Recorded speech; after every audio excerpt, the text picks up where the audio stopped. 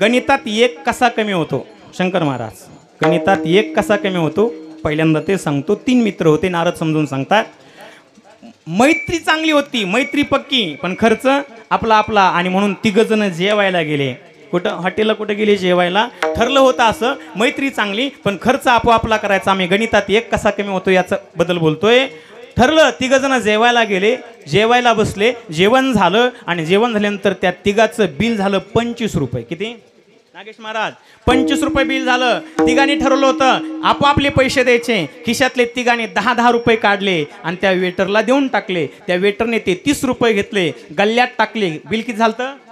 25. गल्ल्यात टाकले, 5 रुपये वापस आणून दिले. त्या 5 मध्ये एकचे 3 होते आणि 2 रुपयाचा एक ठोकळा होता. त्या 3घांनी एक-एकचा पटकन उचलला आणि खिशात टाकला आणि 2 रुपये राहिले. ते 2 रुपये त्या वेटरला काय म्हणून दिले? टिप म्हणून दिले. तुम्हाला कसं काय माहिती? ते मोठ्या हॉटेलला जेवायला जाते ते म्हणून टिप म्हणून दिले. टिप. आता मला सांगा, एकाच्या खिशातून किती गेलते? 10. वापस किती आले? 1. म्हणजे 10 गेले, वापस 1 आला. म्हणजे एकाला जेवण किती रुपयाला पडलं?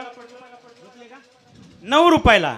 म्हणजे 3 जणांचे 9 त्रिक 27. आणि त्या वेटरला दिले 2 रुपये. किती झाले? गेला कुठं? हा, लक्षात नाही आलं का? 1 रुपया गेला कुठं? कुठंच गेला नाही. सांगण्याची पद्धत अशी आहे. गणितात एक कधी कधी कमी होतो, तर कधी कधी गणितात एक वाढू शकतो. कसं का वाढतो? थोडक्यात सांगतो. एक माणूस होता, दिंद्रूला रोज दूध घालायला जात होता. दूध घालता घालता थकला होता, म्हणून त्यांनी जुन्या बाजारात जाऊन सायकल घेतली. सायकल दादा जुन्या बाजारात पहिल्या काळात 50 रुपयाला सायकल घेतली. 6 महिने दूध घातलं, पैसा भरा आला आणि सायकल ठेवून दिली. मोटरसायकल घेतली.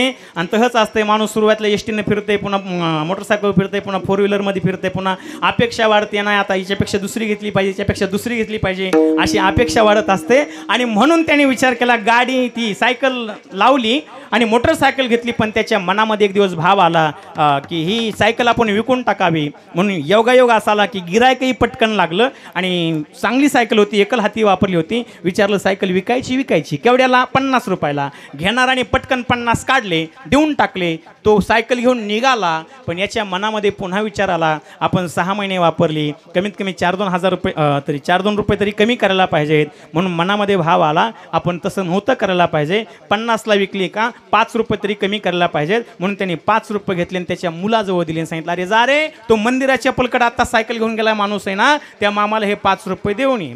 मुलगा म्हणला, त्या बाबांनी 50 रुपयाला सायकल घेतली. आपल्या पप्पाला काही कळत नाही. आणि असंच असतंय, लहानपणी आई वडील म्हणतात मुलाला कळत नाही, लग्न झाल्यावर बायको म्हणते नवऱ्याला कळत नाही, आणि म्हातारपणामध्ये मुलं म्हणतात बापाला कळत नाही. असंच असतंय. विढारा